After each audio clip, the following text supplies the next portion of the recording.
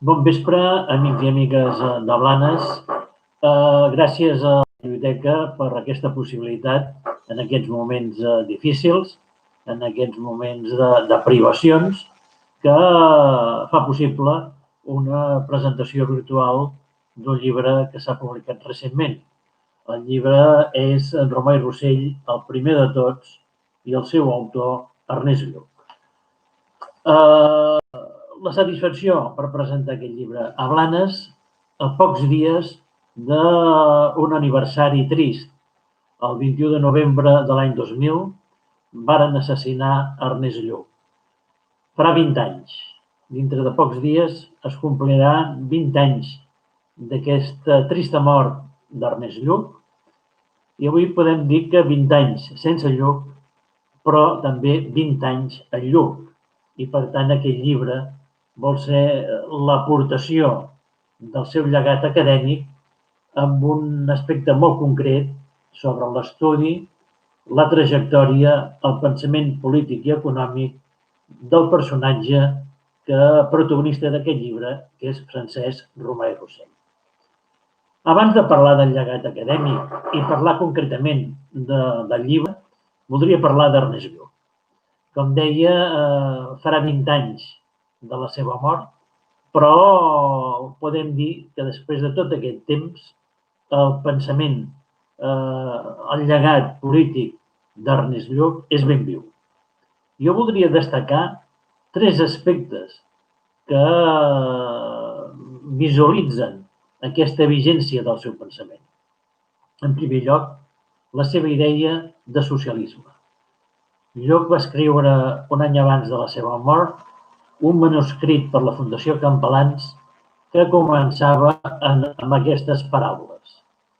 El socialisme és portar la màxima llibertat, la màxima igualtat, la màxima fraternitat possibles a les persones que viuen en societat. Un manuscrit bellíssim que dona sentit a lo que és el concepte i la idea del socialisme democràtic. Però hi ha altres 2 coses que són plenament vigents del pensament de Lluch. Una, la seva defensa del diàleg.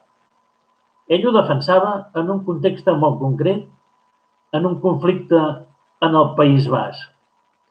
Diàleg que sempre i a tota hora és la via per resoldre els conflictes polítics i també a casa nostra el conflicte que estem visquent. I un tercer aspecte d'aquesta vigència del pensament d'Ernest Lluch és la seva idea de catalanisme inclusiu. Ell, al llarg de tota la seva vida, va defensar aquest concepte, el catalanisme inclusiu.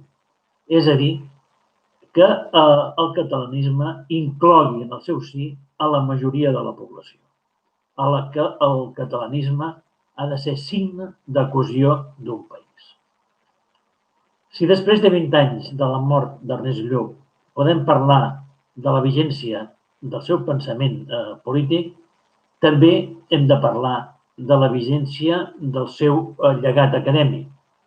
Ernest Lluch, més enllà de la política, va ser un home polièdric, es va dedicar i va intervenir en moltes qüestions a la vida contemporània i a la vida de la societat del seu temps. Un d'ells, i que era la seva professió, l'àmbit universitari, la investigació i la recerca històrica. I en aquest sentit, el llibre que avui us presento aquí a la Biblioteca de Blanes és una part d'aquests treballs de Lluch. És un llibre amb el qual jo he tingut cura de recollir tots els treballs que Ernest Lluch va escriure sobre Francesc Romà i Rossell. Des d'un primer article, quan Lluch tenia 28 anys, publicat a Serra d'Or, fins a la darrera conferència que va fer 2 anys abans del seu assassinat. Són 6 capítols de 6 treballs i la part central és el capítol de la seva tesi doctoral que precisament porta el mateix nom que el llibre, Romà i Rossell, el primer de tots.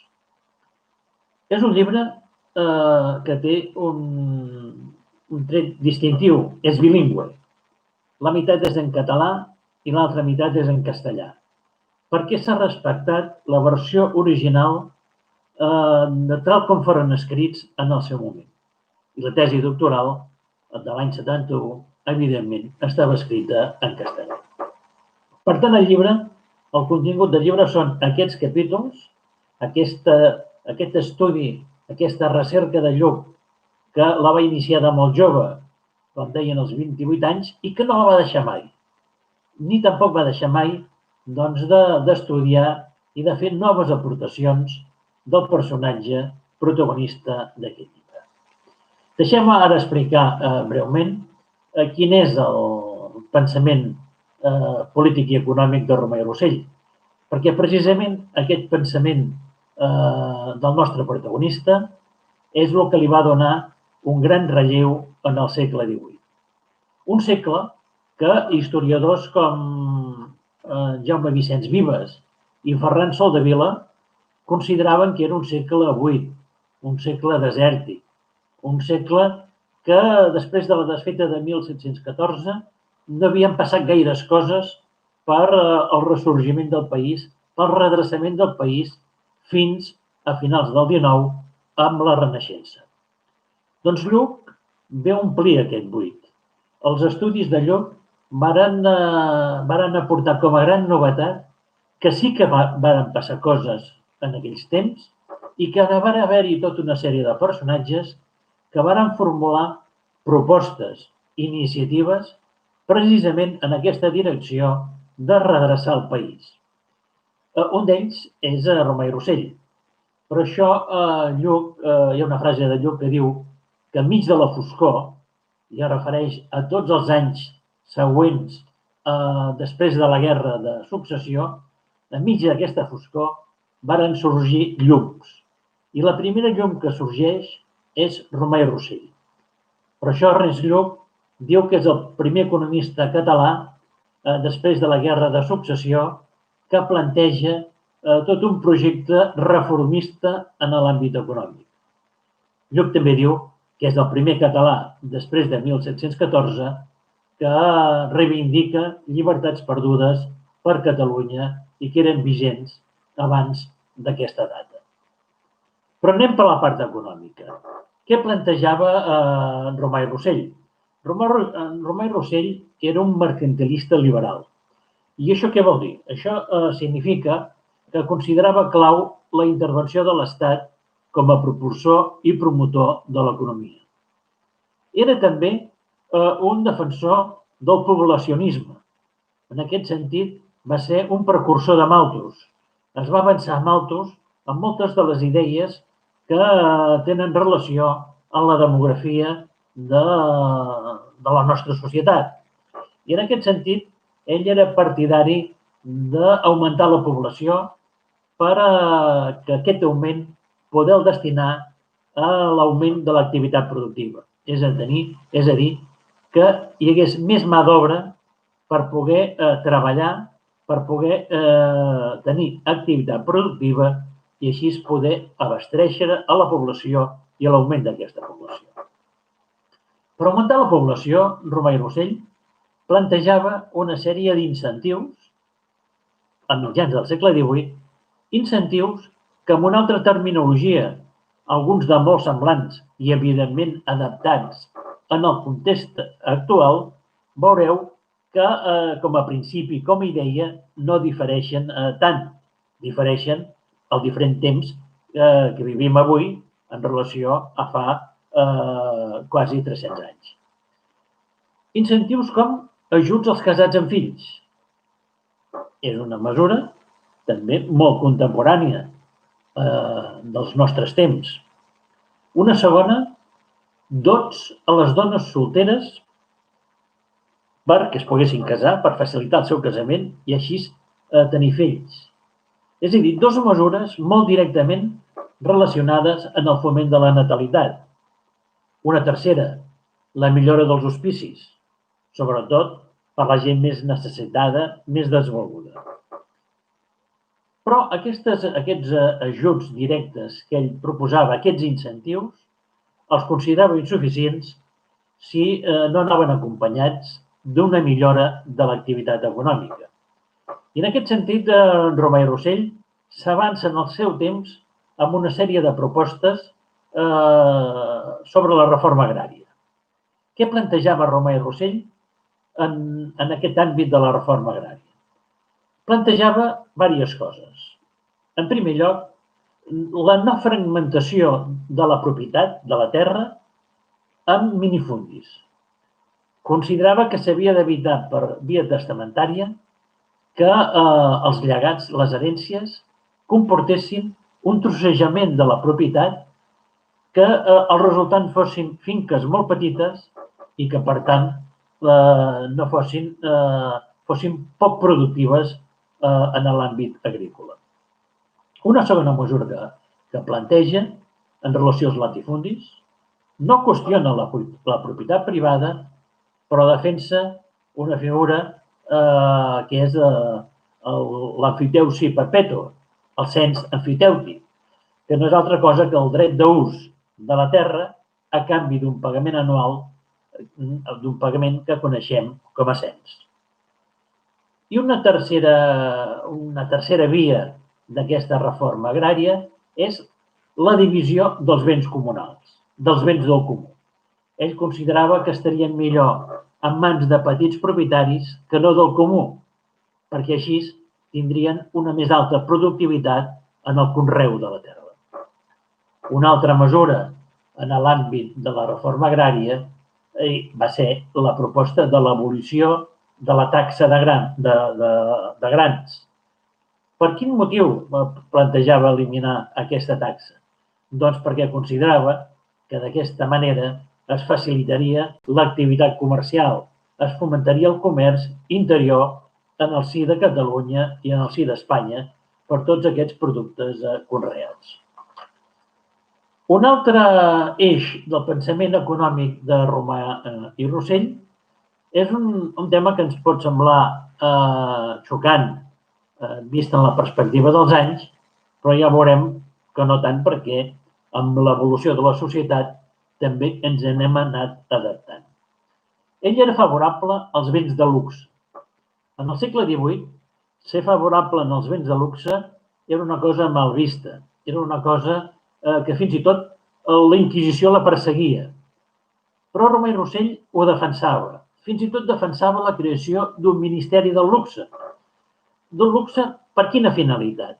Doncs per la finalitat de fomentar noves indústries, sobretot de teixits, de productes artesanals, adreçats a una minoria de la població que era l'única que tenia capacitat adquisitiva per a aquests productes. Estem parlant de l'aristocràcia, estem parlant de la incipient burgesia que s'anava formant en el país.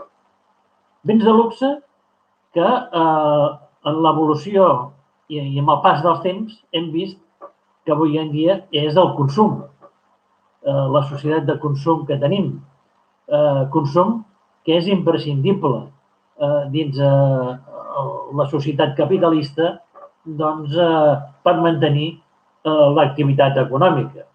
I ho veiem amb aquesta crisi que estem passant com a conseqüència de la pandèmia, que quan el consum queda tallat, doncs les conseqüències són molt i molt negatives.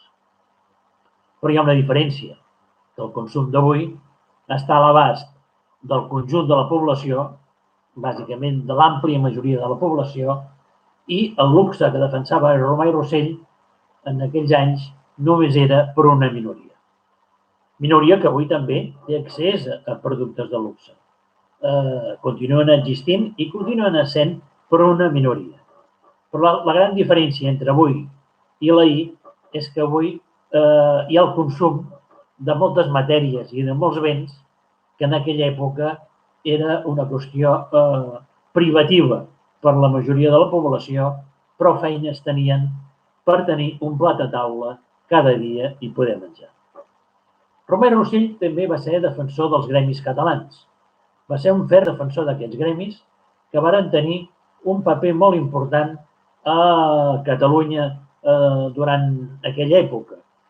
Van tenir un paper important en l'àmbit econòmic, com a promotors de l'economia, del comerç, de les activitats artesanals, dels oficis i també en l'àmbit de la formació, perquè és allà on neixen els aprenents, és a dir, aquest caire formatiu que tenien els gremis per formar en els joves en els diversos oficis de l'època.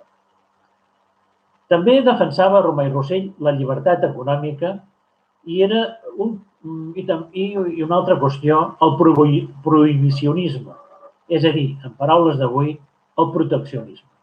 En aquella època es considerava clau el proteccionisme en un moment en què era molt incipient el sector industrial, que es començava a haver-hi les primeres experiències, les primeres iniciatives.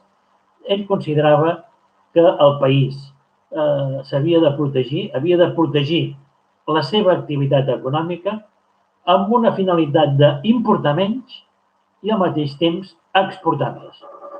El proteccionisme, que hem vist que amb el pas dels anys ha donat lloc a altres polítiques molt més obertes, el multilateralisme, el comerç internacional, la lliure circulació de productes i béns, sobretot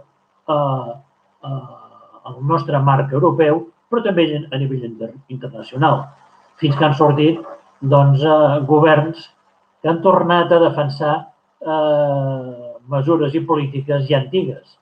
Ha estat la política proteccionista de Donald Trump als Estats Units o la de Boris Johnson a Gran Bretanya.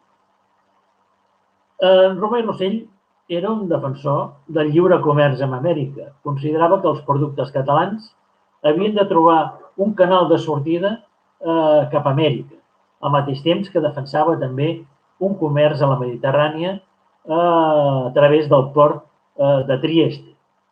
Per tant, tot un conjunt de mesures econòmiques, de plantejament econòmic que forma part de l'obra escrita de Romà i Rossell, que el converteix en la seva època en un reformista, en un home que plantejava canvis de cares a millorar les condicions de la societat. En el camp polític també va ser un reformista, Romà i Rossell. Com he dit abans, Lluc el va considerar el primer català que va defensar llibertats perdudes com a conseqüència de la Guerra de Successió. Dos accions molt directes de Romà i Rossell en aquest sentit.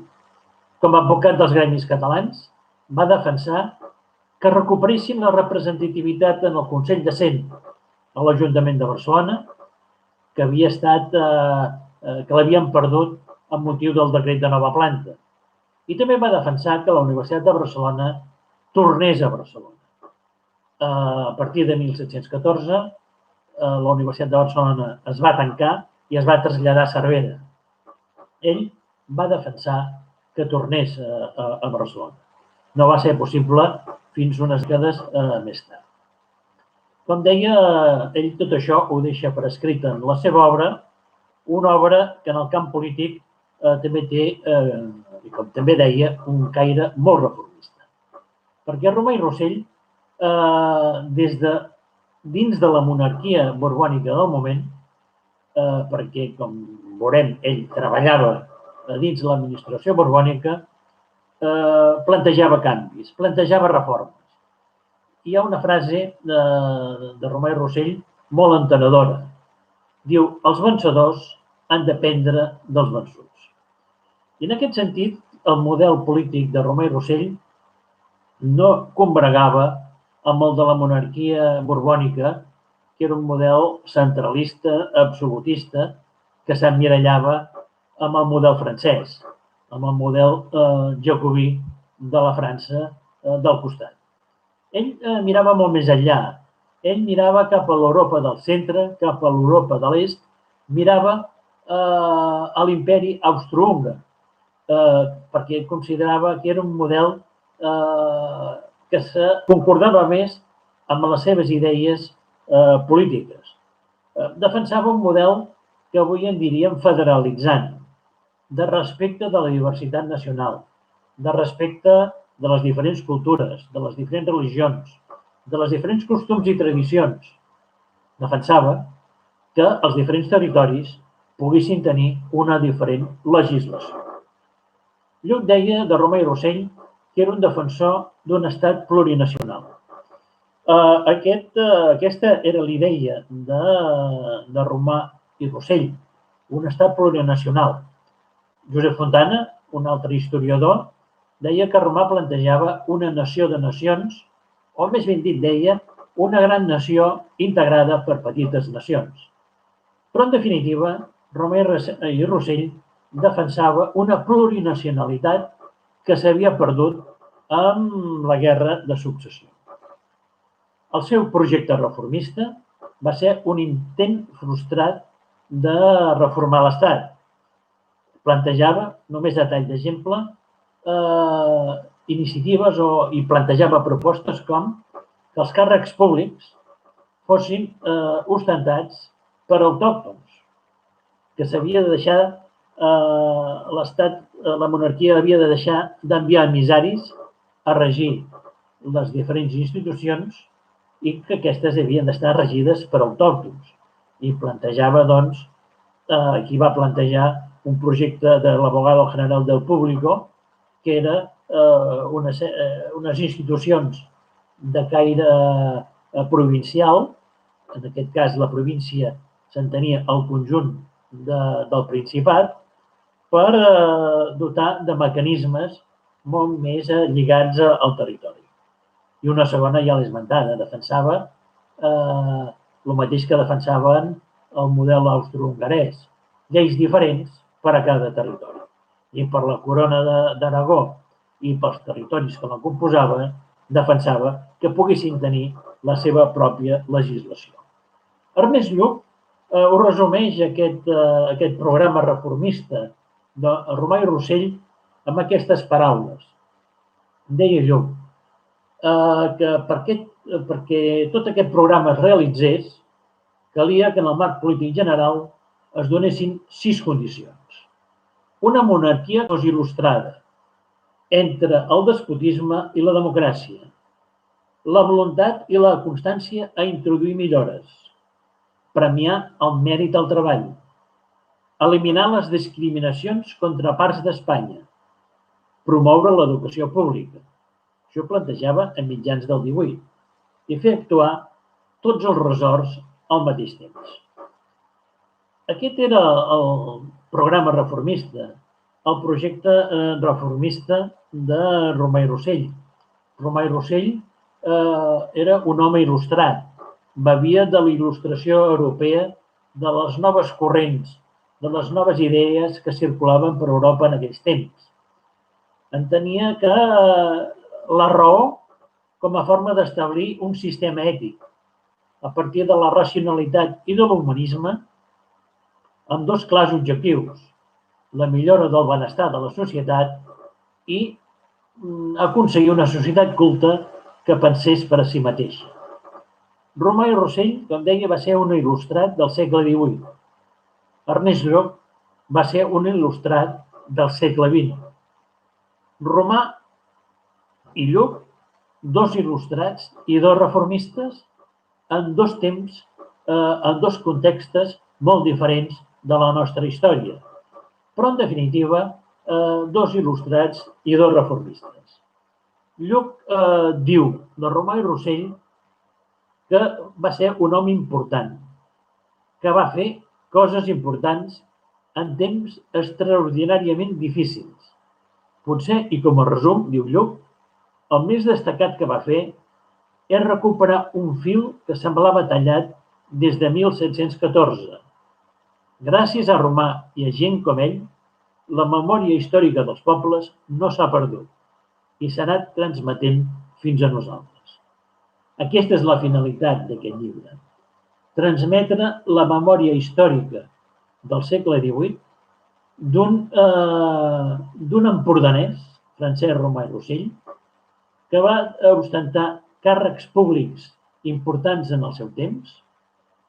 Va ser, com deia, un empordanès, nascut a Figueres l'any 1726, i d'aquí també l'interès que he tingut en l'edició d'aquest llibre, que va exercir càrrecs com a jurista, com a magistrat a Catalunya, va ser advocat dels pobres, va ser advocat dels gremis catalans, va ser magistrat de la Real Audiència.